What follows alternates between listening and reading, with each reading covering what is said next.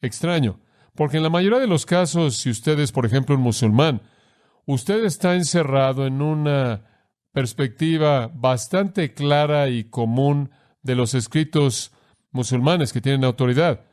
Y en esencia son aceptados de manera universal y entendidos de la misma manera. Si usted es un mormón, no hay muchas variaciones en cómo las escrituras deben ser interpretadas y qué doctrinas son creídas.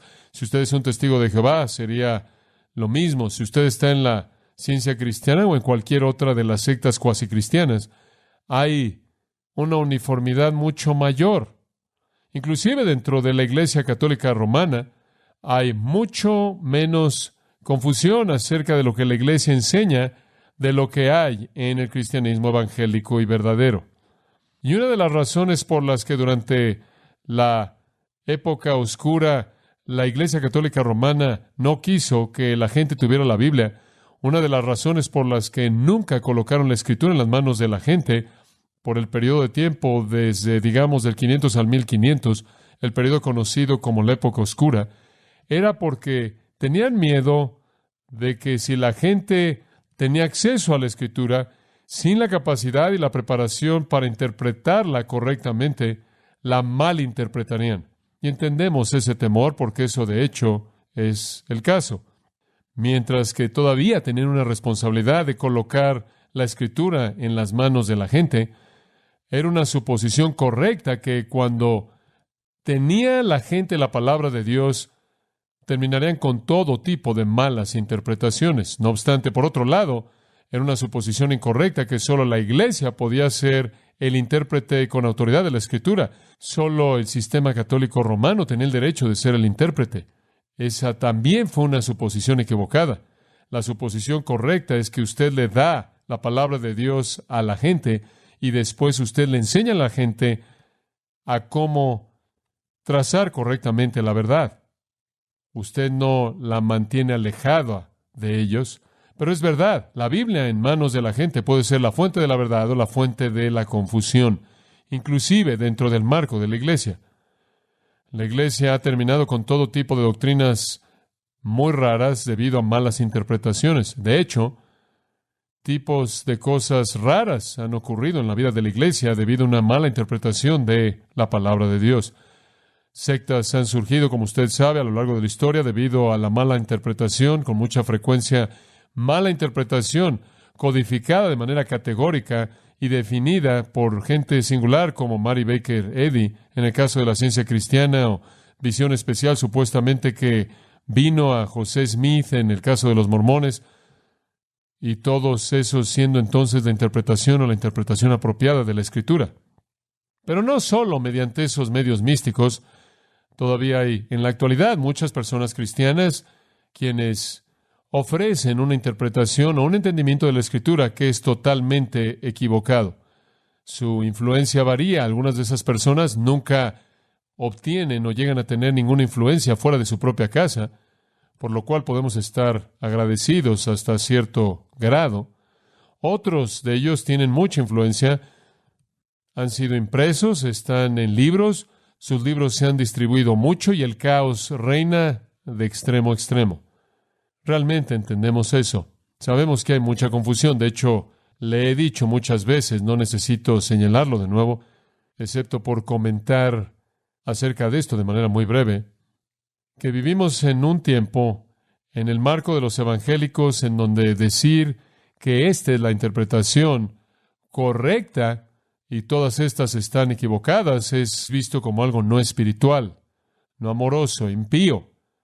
Porque inclusive los cristianos han llegado a la conclusión de que casi cualquier cosa se acepta al interpretar la Biblia. Supuestamente debemos tolerar a la gente que cree en la cruz, por ejemplo, que Jesús se convirtió en un pecador y tuvo que ir al infierno y sufrir por los pecados de Él. Supuestamente debemos abrazar a esas personas como nuestros hermanos cristianos y tolerar eso. Supuestamente debemos abrazar como cristianos a esas personas que creen que uno es salvo por el bautismo y fuera de ser hundido o sumergido en agua, uno no puede irse al cielo.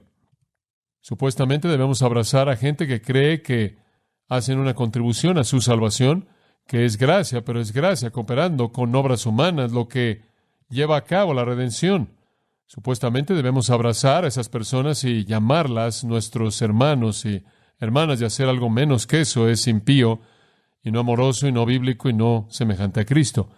Debemos supuestamente abrazar a gente que malinterpreta y malentiende de manera total la importancia de la inspiración, que no entiende que la Biblia es el fin de toda revelación y que malinterpreta el ministerio del Espíritu Santo, y debemos abrazarlos de manera inequívoca y sin cuestionarlos, y cuestionar su mala interpretación de esas cosas de alguna manera es atacar la unidad de la iglesia. Ese es el ambiente de la actualidad, y no es un ambiente en el que la interpretación bíblica cuidadosa probablemente va a florecer, ¿verdad? Porque la interpretación bíblica cuidadosa, por naturaleza, es divisiva, porque si usted llega a una conclusión correcta de las Escrituras, entonces todo lo demás está mal.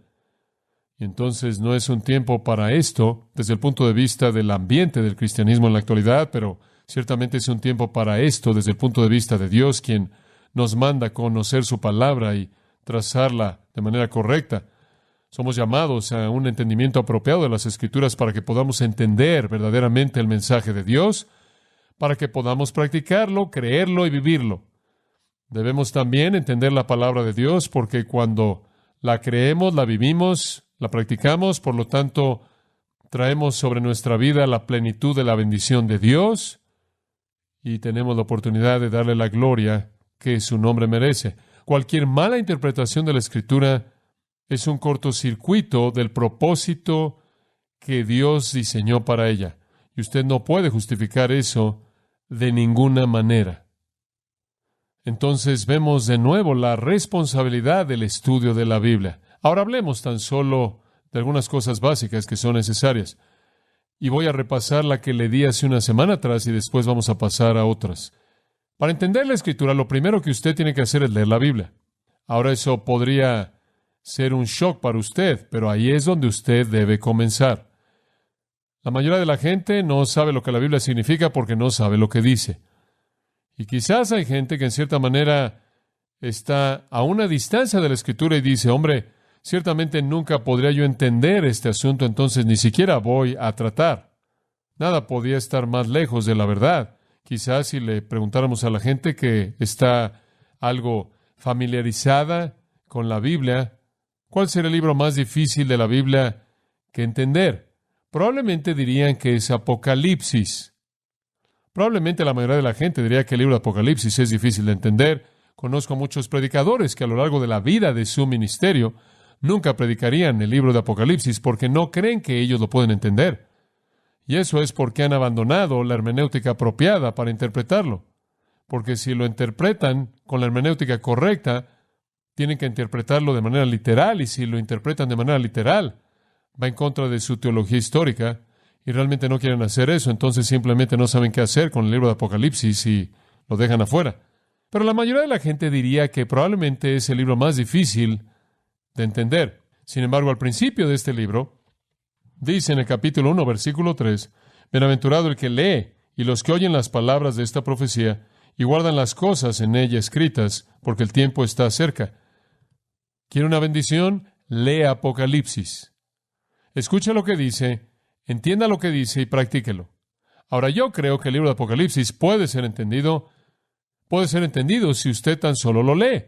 Es muy claro lo que dice. Es solo cuando la gente lo trata de manera mística que se vuelve confuso. Obviamente hay algunos elementos de las profecías ahí que nunca entenderemos hasta que de hecho se cumplan, pero eso es verdad de toda la profecía. Pero el mensaje del libro, exaltando a Jesucristo, hablando de la glorificación de los santos y del juicio de los impíos, es muy claro en el libro de Apocalipsis. Usted comienza a leer la Biblia. Le sugerí que la manera de hacer eso es leer la Biblia de manera repetitiva. Abra su Biblia, si es tan amable, en Isaías capítulo 28. Y simplemente quiero establecer un principio aquí que creo que es muy básico y muy importante. Isaías capítulo 28. Supongo que si usted le fuera a preguntar a los judíos del día de Isaías, ¿en dónde estaban en la escala de madurez espiritual? Se habrían colocado a sí mismos a un nivel bastante elevado. Habiendo recibido los oráculos de Dios, teniendo la ley de Dios y teniendo los diferentes escritos santos que les habían sido concedidos y las palabras de los profetas que les habían llegado, y ciertamente incluido en eso está el ministerio de predicación de Isaías, el pueblo de Israel se habría presentado a sí mismo como estudiantes de la revelación de Dios, estudiantes de la escritura revelada del Antiguo Testamento. Se habrían presentado a sí mismos como aquellos que tenían el conocimiento de Dios y la sabiduría de Dios y que entendían a Dios y su verdad. Pero esa no era la manera en la que Dios lo vio. Dios los vio no como maduros, sino como totalmente inmaduros. Él los vio no como adultos en términos de entendimiento, sino como infantes en términos de entendimiento. Y entonces Isaías les habla en ese sentido en el capítulo 28, versículos 9 y 10. ¿A quién se enseñará ciencia? ¿O a quién se hará entender doctrina? Hablando de Dios. ¿A los destetados?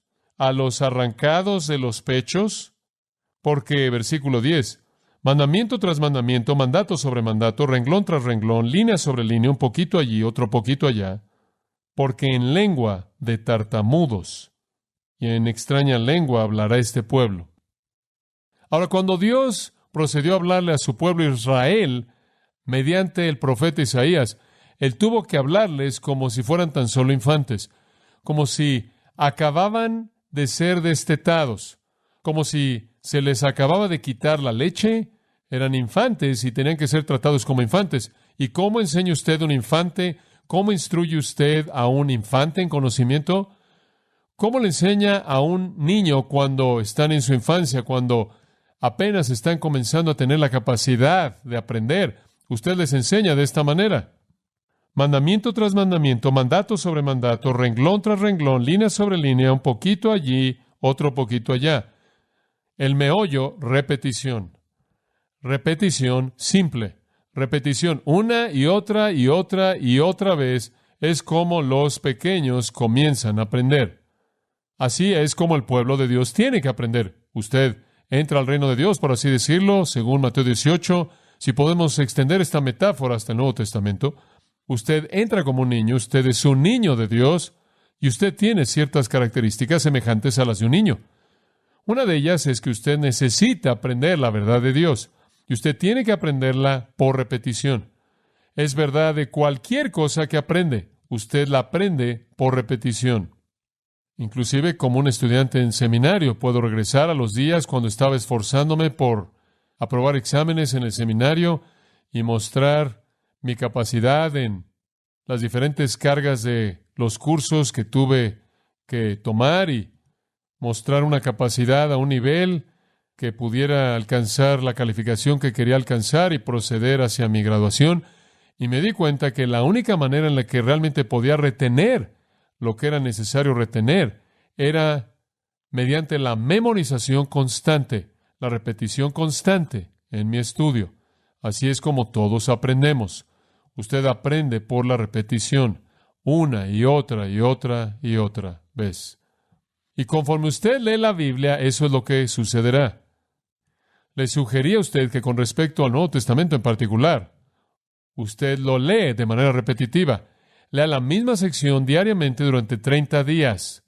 Tome unos 7 capítulos o algo así, algunas veces un poco más, quizás un poco menos.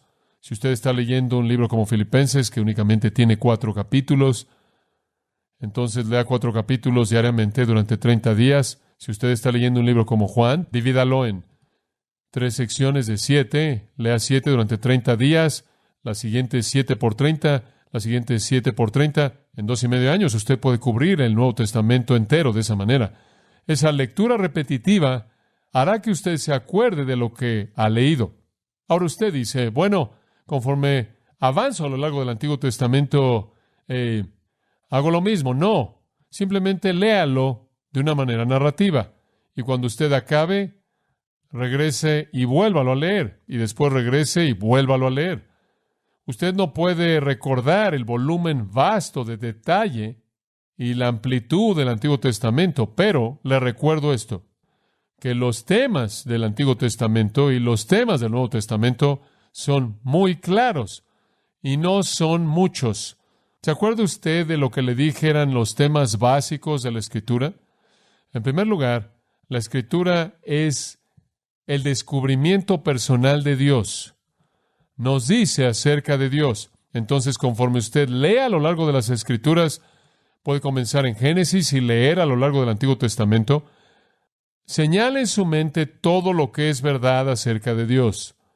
Y usted se va a dar cuenta que hay cosas que son repetidas una y otra vez, que Dios es sabio, y Dios es poderoso, y Dios es el creador, y Dios es un juez, y Dios es justo, y Dios es misericordioso y demuestra misericordia.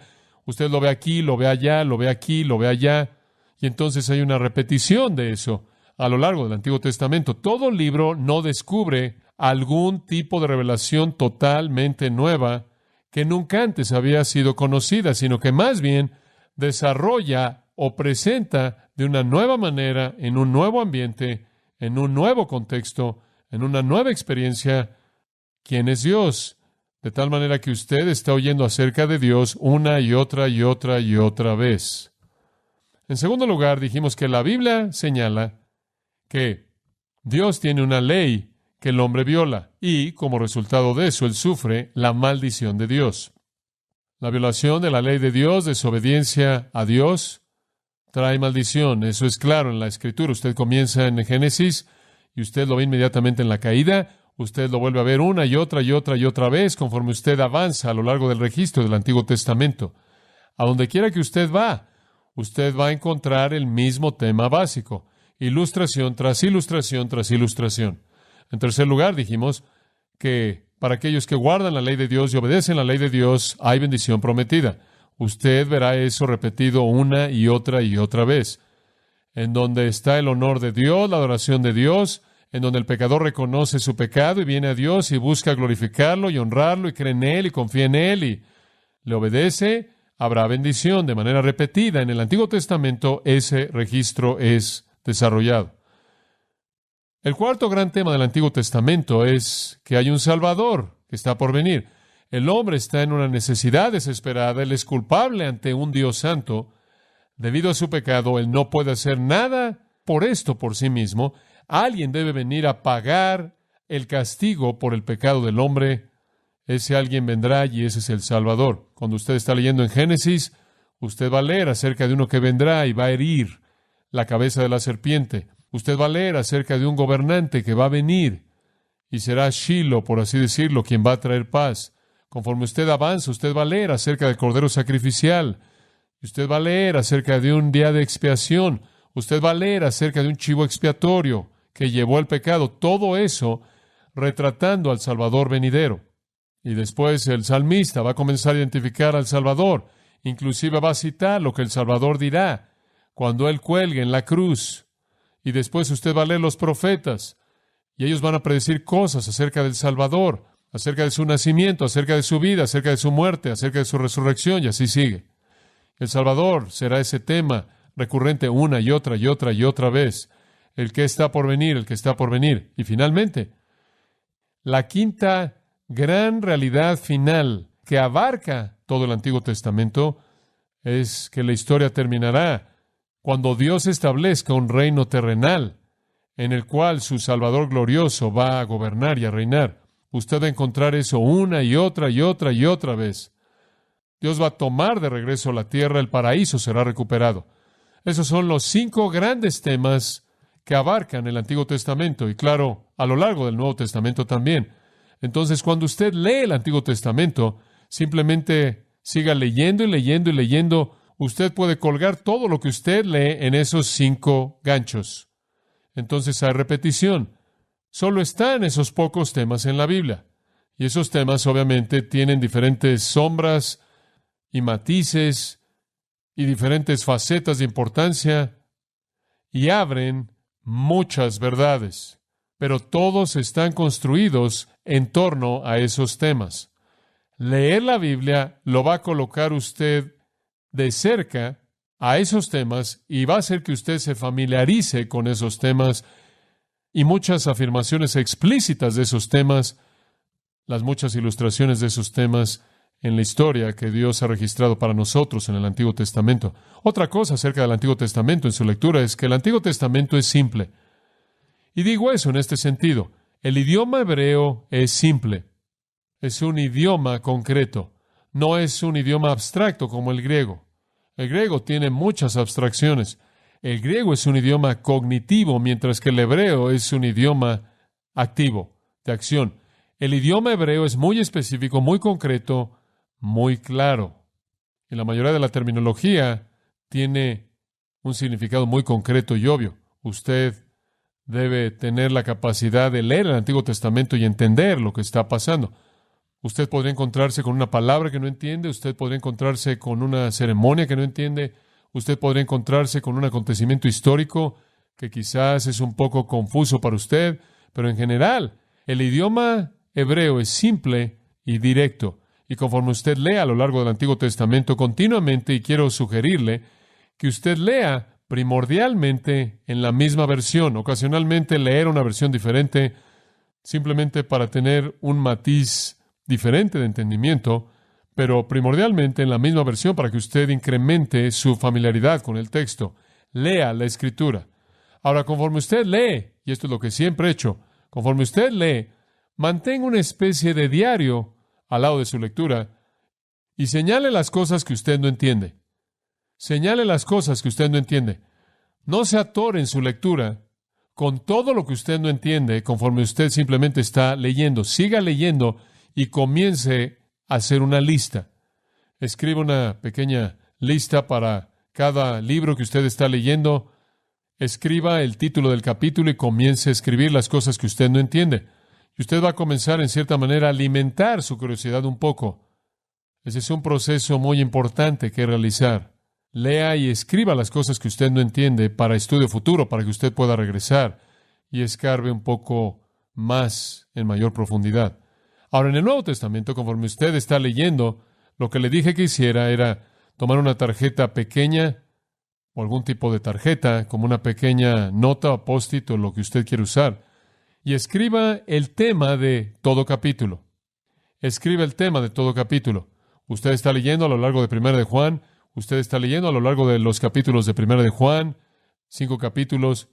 Usted le da un pequeño título a cada uno de esos 5 capítulos, lo cual planta en su mente lo que hay en ese capítulo. Memorice eso en los 30 días que está leyendo 1 de Juan. Manténgalo en su memoria, regrese y repítalo, y usted siempre va a saber en dónde están las cosas en la Biblia. Usted las puede encontrar fácilmente. No hay sustituto para esto. Es casi imposible calcular, por ejemplo, el número de sermones que alguien como Juan Wesley predicó. He oído los números arriba de 30, 40,000 sermones que él predicó. Está registrado en la historia que Juan Wesley, claro, predicó todo el tiempo. Algunas veces él predicó desde el amanecer hasta el atardecer, día tras día, tras día, tras día. Él predicó miles de sermones. De hecho, solía preguntarme cómo es posible que el hombre podía predicar esa cantidad de sermones. ¿Cómo es que él tenía tanto material en su mente? La respuesta viene cuando usted entiende que cada día de su vida Juan Wesley se levantó a las 4 de la mañana y procedió a seguir una rutina absolutamente rigurosa de lectura de las Escrituras, lo cual él hizo durante horas hasta que él estuvo listo para predicar en las mañanas.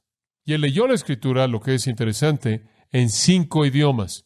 Ahora, no esperamos ser capaces de hacer eso. Él tenía la capacidad de hacer eso. Eso le dio la amplitud y la extensión y la profundidad y la altura y todos los matices posibles en el entendimiento de la Escritura. Él era un hombre que literalmente estaba estallando con el conocimiento de la Escritura, lo cual alimentó esta capacidad inmensa que él tenía para predicar. Todo comienza con leer la Escritura de manera repetitiva. Uno de mis grandes maestros y el hombre que me influenció de manera tan maravillosa, el Dr. Charles Feinberg, quien fue en muchas maneras mi mentor, está ahora con el Señor, pero él en cierta manera fue mi héroe espiritual cuando hablamos de conocer la Biblia. Él conocía la Biblia también. Si había un hombre que no necesitaba leerla, él no necesitaba leerla. Él conocía prácticamente todo el Antiguo Testamento en hebreo. Él se había memorizado secciones enormes del Antiguo Testamento en hebreo y él tenía una mente tan increíble. No sé cuál era su coeficiente intelectual, pero Él tenía esa memoria fotográfica de la que algunas veces la gente habla. Nunca pareció olvidarse de nada. Él tenía una mente inmensa, sin embargo, su hábito rutinario era leer a lo largo del Antiguo Testamento y el Nuevo 4 veces al año. Y él hizo eso durante décadas. Y esa es la razón por la que él tenía una familiaridad tan grande con el texto de la Escritura. Y como le dije antes, la familiaridad con el texto de la Escritura es su propia interpretación. Conforme usted comience a leer la Escritura, comienza a interpretarse a sí misma, comienza a abrirse a sí misma, porque estas verdades coherentes son repetidas una y otra vez y la Biblia se vuelve su mejor fuente de explicación. Una Escritura explicando a otra. Y a usted le sorprenderá conforme usted comienza a absorber la palabra de Dios, leyendo, como le dije, a lo largo del Antiguo Testamento y después de manera repetitiva durante 30 días en el Nuevo. Usted hace eso por unos cuantos años y comenzará a maravillarse del entendimiento que usted tiene del significado de la Escritura, porque se vuelve tan clara simplemente debido a la repetición.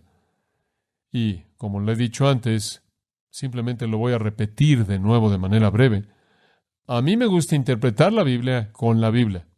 Esa es la mejor fuente de interpretación.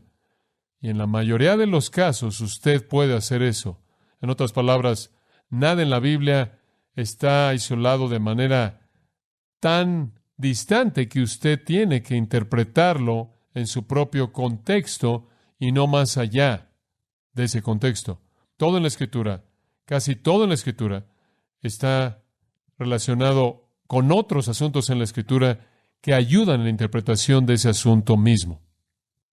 Una ilustración de eso, por ejemplo, y podrían haber muchas, pero una que viene a la mente, al leer a lo largo de Juan capítulo 3, Jesús le habla a Nicodemo, y Jesús le dice a Nicodemo, te es necesario nacer del agua y del Espíritu. Ahora alguien podría hacer la pregunta, ¿de qué está hablando? ¿Qué quiere decir con que te es necesario nacer del agua y del Espíritu? Y he oído a gente decir, bueno, el agua ahí significa bautismo. Necesita ser bautizado en el Espíritu y necesita ser bautizado en agua. Y hay grupos enteros de gente que enseña eso. Eso no tiene sentido en absoluto, debido a que el bautismo cristiano no había sido instituido en el momento de esa conversación. Y además, debido a que el bautismo en agua no es el medio de la salvación. Otros han sugerido, y he oído esto predicado, que lo que eso significa, o si es necesario ser nacido del agua y del Espíritu, es que debe nacer físicamente. Ese es el agua. Usted sabe, el agua, la fuente se rompe y después viene el bebé. Y entonces ese es el agua que es parte del nacimiento humano. Debes nacer en términos humanos y después debes nacer del Espíritu. El problema con eso es que los judíos no se refirieron a eso como agua. La respuesta correcta simplemente está disponible para usted si usted lee Ezequiel. Porque en la profecía de Ezequiel, capítulo 36, Ezequiel dice, viene un nuevo pacto y en ese nuevo pacto Dios va a quitar el corazón de piedra de su carne y les va a dar un corazón de carne, un corazón tierno. Él va a colocar su espíritu dentro de ustedes y va a rociar agua sobre ustedes y los va a lavar. Y si usted avanza aún más en el Nuevo Testamento, usted va a descubrir que ese es el lavamiento del agua de la palabra. De eso está hablando. La Escritura da su propia explicación. Usted no necesita una explicación médica, una explicación clínica, y usted no necesita algún tipo de explicación eclesiástica. La Biblia misma es su mejor intérprete. Me acuerdo cuando estaba estudiando las epístolas de Pedro y estaba hablando de una frase muy interesante en Primera de Pedro.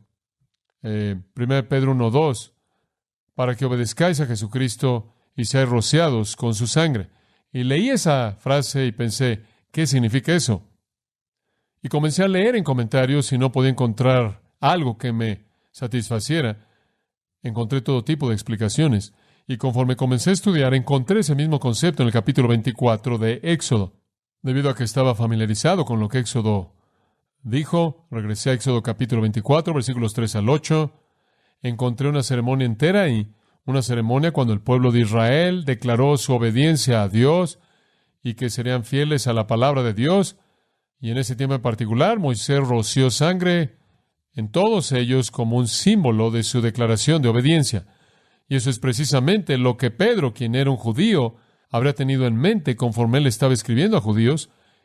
Él les habría estado diciendo que cuando reconoces a Jesucristo como Salvador, eres como esos de la antigüedad, afirmando tu obediencia en un sentido simbólico, siendo rociado con su sangre en lugar de la sangre de un sacrificio en el caso de Éxodo 24. No necesito entrar en más detalles, fuera de decir que Éxodo 24 provee un entendimiento claro de lo que 1 Pedro 1:2 está diciendo. Entonces, ser un estudiante de la Biblia, en primer lugar, es entender toda la Escritura mediante una lectura repetitiva.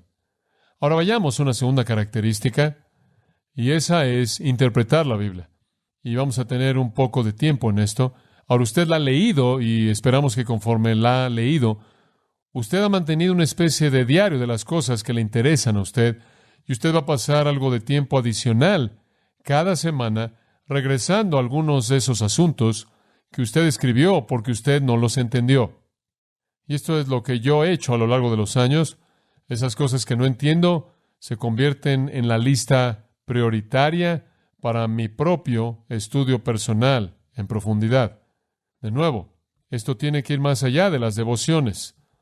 Como mencioné esta mañana, simplemente en cierta manera leer la Biblia como una especie de ejercicio diario de 15 minutos y después leer otro pasaje al día siguiente y otro y nunca realmente entender la profundidad de lo que usted leyó, no va a cambiar su vida. En cierta manera es como meterse una aspirina al día. Usted sabe que podrá tener un poco de efecto a largo plazo, pero no va a cambiar su vida. Al eunuco etíope se le hizo la pregunta, ¿entiendes lo que estás leyendo? A lo cual él respondió a la pregunta de Felipe, ¿cómo podré si alguien que no me enseñare? Tengo que tener algo de ayuda. Estoy leyéndola, pero no estoy seguro de que realmente la estoy entendiendo. Y eso va a ser verdad conforme usted estudia la Biblia. Esa es la razón por la que cuando usted regresa a Nehemías, regrese por un momento a Nehemías capítulo 8. En Nehemías capítulo 8, la palabra de Dios había sido encontrada y Esdras, el escriba, leyó la palabra de Dios al pueblo. Versículo 1. Y se juntó todo el pueblo como un solo hombre en la plaza que está delante de la puerta de las aguas. Y dijeron a Esdras el escriba que trajese el libro de la ley de Moisés, la cual Jehová había dado a Israel. Y el sacerdote Esdras trajo la ley delante de la congregación, así de hombres como de mujeres y de todos los que podían entender, el primer día del mes séptimo. Y leyó en el libro delante de la plaza que está delante de la puerta de las aguas, desde el alba hasta el mediodía, en presencia de hombres y mujeres y de todos los que podían entender. Y los oídos de todo el pueblo estaban atentos al libro de la ley. Ahora, estuvieron ahí por lo menos 6 horas, de pie, en la plaza, escuchando 6 horas de lectura bíblica. Eso me dice que tenían una capacidad de atención que nuestra sociedad no conoce. Y estuvieron atentos todo el tiempo.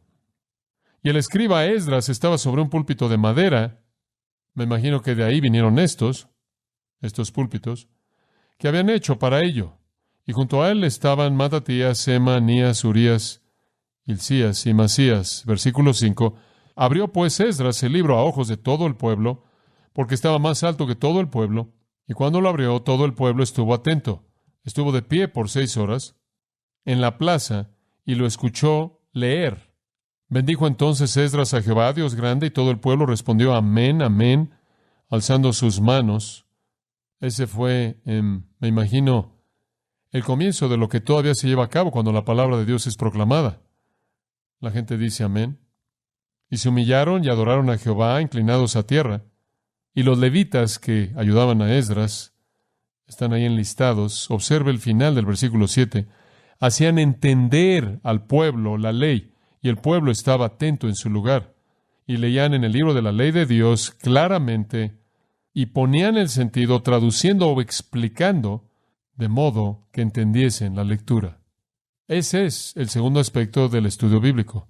Usted escucha, oye, usted absorbe lo que puede y después va más allá de eso. ¿Qué dice la Biblia? Primera pregunta, ¿qué dice la Biblia? Segunda pregunta, ¿qué significa por lo que dice? ¿Qué significa por lo que dice? Esto es trazar la verdad de manera correcta. Esto es cortarla derecho. Y esto es absolutamente necesario si las partes van a encajar como un todo. Si usted no corta los pedazos de manera correcta, usted no puede unir el todo. La otra noche estábamos teniendo una discusión en la Junta de Ancianos, la cual pensé que fue una discusión muy útil, acerca de teología. Y hay muchas personas que dirían, yo rechazo la teología sistemática y acepto la teología bíblica. Bueno, quiero ser conocido como un teólogo bíblico. En ese sentido, su teología parte del texto. Su teología es desatada a partir del texto. Su teología emana del texto de la Escritura. Usted no debe desarrollar un sistema de teología y después imponerlo como un filtro en la Biblia. Usted debe ser un teólogo bíblico.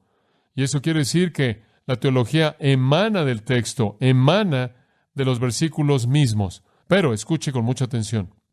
Eso no está en conflicto con la teología sistemática.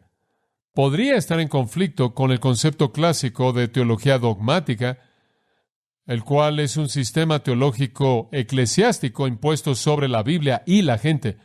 Podría estar en conflicto con la teología dogmática, el cual es un término técnico para eso, pero no está en conflicto con la teología sistemática. Le voy a decir lo que quiero decir.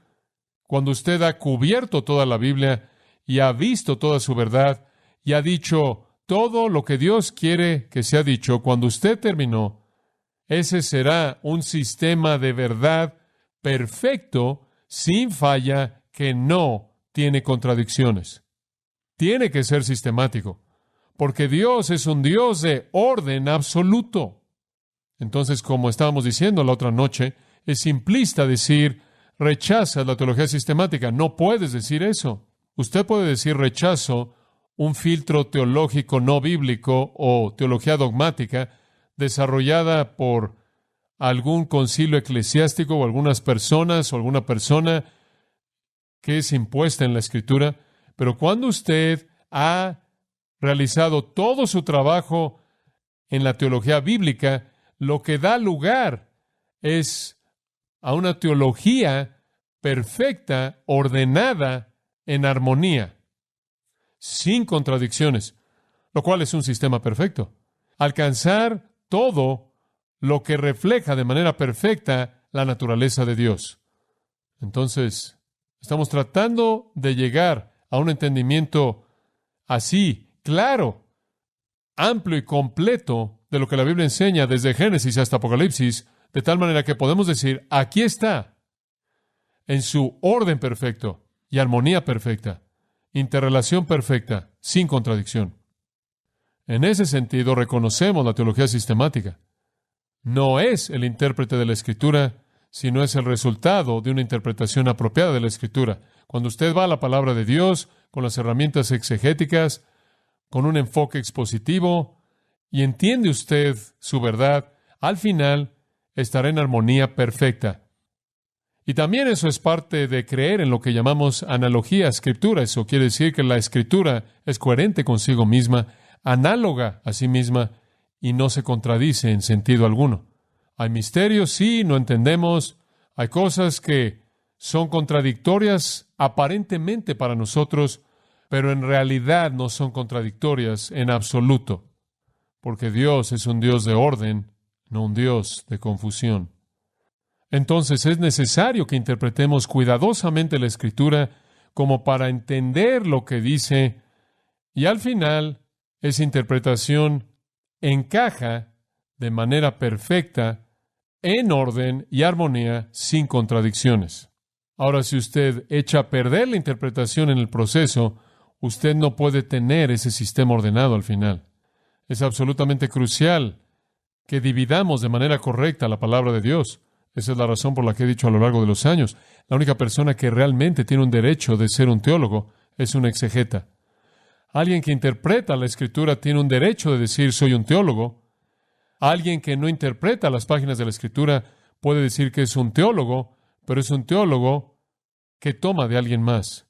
La teología más pura sale del texto mismo. Ahora, la mala interpretación de la Biblia ha creado muchos problemas. Permítame darle algunas ilustraciones. Algunos han dicho, debido a que los patriarcas en el tiempo de Abraham, Isaac y Jacob, los patriarcas practicaron la poligamia, también nosotros podemos. ¿Quién dice eso? La Iglesia mormona. Otros han dicho, debido a que el Antiguo Testamento apoyó el derecho divino del rey de Israel, todos los reyes tienen derechos divinos. Europa tuvo muchos reyes que ejercieron lo que pensaron que era un derecho divino, de alguna manera tomado de Israel en el Antiguo Testamento, en Estados Unidos inclusive. Existió este punto de vista interesante ahí en Massachusetts. Debido a que el Antiguo Testamento mandó la muerte de las brujas, nosotros también debemos matar a todas. Debido a que algunas plagas del Antiguo Testamento fueron de Dios, debemos evitar la higiene. Ahora ahí está una perspectiva interesante. Si usted comienza a ejercer demasiada higiene, usted va a estorbarle a Dios, porque Dios usa plagas para destruir a gente impía, y por eso debemos evitar la higiene. Aquí hay otra perspectiva interesante que ha surgido. Debido a que el Antiguo Testamento enseña que las mujeres sufren al dar a luz a los hijos como un castigo divino, jamás debe usarse anestesia. Ese es un pensamiento interesante, ¿no es cierto? Debido a que parte de la maldición de Dios sobre la humanidad es que las mujeres tengan dolor al dar a luz los hijos. Cualquier cosa que suavice ese dolor va en contra de la voluntad de Dios. Y le conté acerca de la que me encontré en Rumania hace algunos años atrás, que también es verdad en Rusia. Debido a que las mujeres son salvas engendrando hijos, nunca deben hacer algo en términos de anticonceptivos, y si hacen eso, tienen la posibilidad de perder su salvación. Ahora, algunas personas ven la Biblia y ven todo esto y en cierta manera se rascan la cabeza y dicen, no sé qué hacer con todo esto. Me acuerdo que hablé con un hombre muy prominente, quien era un pastor, quien había sido estudiante mío, y eventualmente fue a asistir al seminario, se graduó del seminario, fue pastor de una iglesia, y estaba hablando con él en una ocasión en una conferencia en Hume Lake, en donde los dos estábamos hablando. Y él estaba hablando acerca de interpretar el Antiguo Testamento. Y él simplemente de manera abierta le dijo a la gente, él dijo, ¿sabe una cosa? Yo simplemente he decidido todo para todo mundo. Todo en el Antiguo Testamento para todo mundo. Esa es una afirmación bastante sorprendente. Y entonces cuando lo vi, después de algunas de las sesiones, le dije, quería preguntarte de eso que dijiste anoche. Dijiste que decidiste que, en cierta manera, tratar de entender todo lo que hay en el Antiguo Testamento era bastante complicado. Simplemente decidiste tomar todo para todo mundo. Resulta que en el momento que hablé con él, en ese momento estaba comiéndose un hot dog y no era una salchicha de res. ¿Qué quieres decir que tomas todo para todo mundo? ¿Cuándo mataste a tu último cordero? ¿Y cómo es que te cortaste las patillas y no las tienes alrededor de tus oídos? Digo, ¿por qué te estás comiendo ese hot dog? No puedes decir eso. Tienes que interpretar las Escrituras.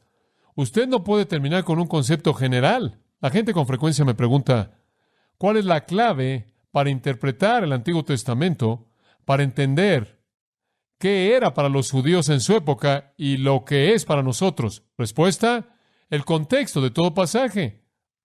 No hay una fórmula singular que usted simplemente puede aventar en todo el Antiguo Testamento. Ahora, al usar con precisión la palabra de Dios, 3 errores tienen que ser evitados. Voy a darle estos 3 errores que evitar y después el próximo domingo vamos a hablar de cómo entenderlo correctamente. 3 errores deben ser evitados. Nunca llegue a una conclusión a costa de una interpretación apropiada. Nunca llegue a una conclusión o presente un punto a costa de una interpretación apropiada. No use la Escritura para apoyar su punto de vista. A usted se le ocurre una buena idea, usted piensa que funciona y usted simplemente la impone sobre la Escritura. Digo, esto realmente se vuelve raro. Este escritor, más bien raro, estaba predicando en contra de que las mujeres se colocaran el cabello en la parte de arriba de su cabeza, porque él pensaba que debido a que el cabello de una mujer era su cubierta, su gloria, debería estar por todos lados en todo momento. Entonces, colocarla en la cabeza era una brecha de la Escritura. Y supuestamente el versículo usado se encontró en Mateo 24. No descendáis de la azotea. Ahora usted conoce el versículo, ¿no es cierto? Está hablando del tiempo de la tribulación y dice, los que están en la azotea no desciendan o no bajen. Es como el predicador que fue a visitar un día y tocó la puerta en la casa de uno de sus congregantes, queriendo darle algo de consejo espiritual. Y él tocó y tocó, y él podía ver que la televisión estaba encendida, las luces estaban prendidas, bang, bang, bang, nadie vino. Entonces escribió, he aquí estuve en la puerta y llamé. Si algún hombre hubiera oído mi voz y hubiera abierto, hubiera entrado y hubiera cenado con él. Lo pegó ahí en la puerta. El domingo vino una mujer y le entregó una nota que decía Génesis 3:10. Estaba desnudo y me escondí. Bueno, supongo que hay usos raros de la Escritura como esos, porque esa es una manera rara de ilustrar el punto. La Escritura se usa de manera torpe, esa es una cosa. La Escritura es usada de manera inapropiada. La Escritura es manipulada. Me acuerdo leer de una interpretación judía, de intérpretes judíos de la Escritura de hace mucho tiempo atrás. Cuando estaban escribiendo de la Torre de Babel, escribieron algunas cosas bastante raras.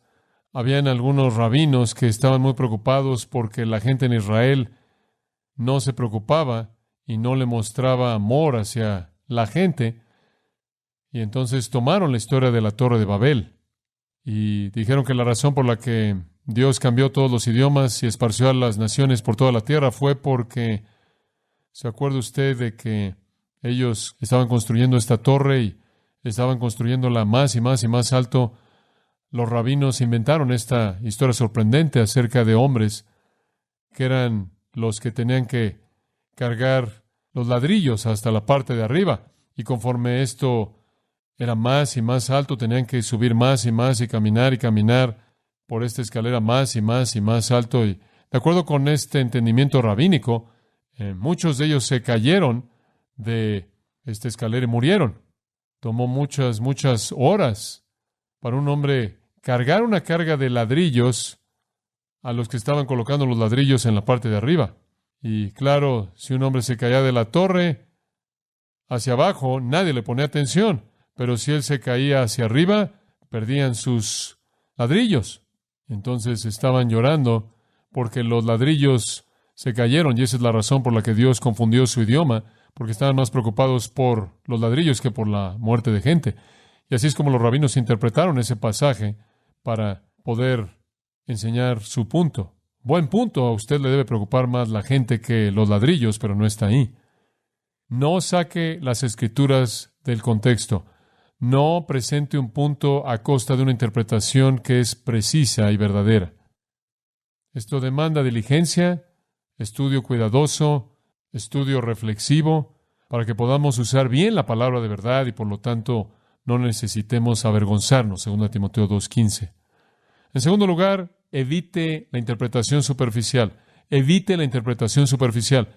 Uno de los problemas comunes al interpretar la Biblia es esta pequeña frase: este versículo significa para mí esto y aquello. Permítame decirle algo. No importa lo que significa para usted. La pregunta es, ¿qué significaría si usted no viviera? ¿Qué significaría si usted no existiera? ¿Qué significa? Punto, es lo que importa, no lo que significa para usted. Algunas veces usted oye a la gente reunirse y supuestamente tiene un estudio bíblico, lo cual es un poco más que una reunión de ignorancia. La gente dice, bueno, vi este versículo y siento que este versículo está diciendo, no importa lo que usted sienta, eso no tiene nada que ver con eso. No es cuestión de cómo se siente usted acerca del versículo, no es cuestión de lo que usted cree que significa para usted. Evite hablar de lo que viene a su mente en la interpretación bíblica, el manejo descuidado de la palabra de Dios. Todos queremos reconocer el sacerdocio del creyente, sí. Todos queremos reconocer que tenemos unción de Dios, el Espíritu de Dios que mora dentro de nosotros, y el Espíritu de Dios quien mora dentro de nosotros es el Maestro que nos enseña. Todos queremos reconocer eso, pero eso no es justificación para tratar de manera ligera la Escritura. Esa es la razón por la que 1 Timoteo 5:17 dice, Los ancianos que trabajan duro en la Escritura son dignos de doble honor. Es trabajo duro. Evite la interpretación superficial. Evite, esto significa para mí. Esa no es una afirmación que debe estar antes de cualquier interpretación de la Escritura. La pregunta es, ¿qué significa si usted no existe? ¿Qué significó antes de que usted naciera? ¿Y qué significará después de que usted muera? ¿Qué significa para gente que nunca lo conocerá usted? ¿Qué significa? Punto. Eso es lo que importa. Y después, en tercer lugar, otra cosa simplemente que mencionar a manera de evasión, que evitar. Evite espiritualizar o alegorizar la Biblia. Espiritualizar o alegorizar la Biblia.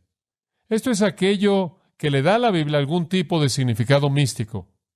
En otras palabras, lo que está en la superficie no es el significado, sino lo que está escondido se convierte en el significado. Esto es muy popular. Podríamos hablar de alegorizar. No es tan popular en la actualidad como solía ser, aunque está resurgiendo un poco. Alegorizar significa decir que el significado histórico no es el significado real, y de hecho podría ser nada más que un invento. El significado histórico no es el significado real. El significado real es el significado espiritual escondido debajo de la superficie. Y una vez que usted dice que algo en la Biblia es una alegoría, esto es que es únicamente un símbolo de la realidad, usted acaba de hacer que sea imposible saber qué es esa realidad.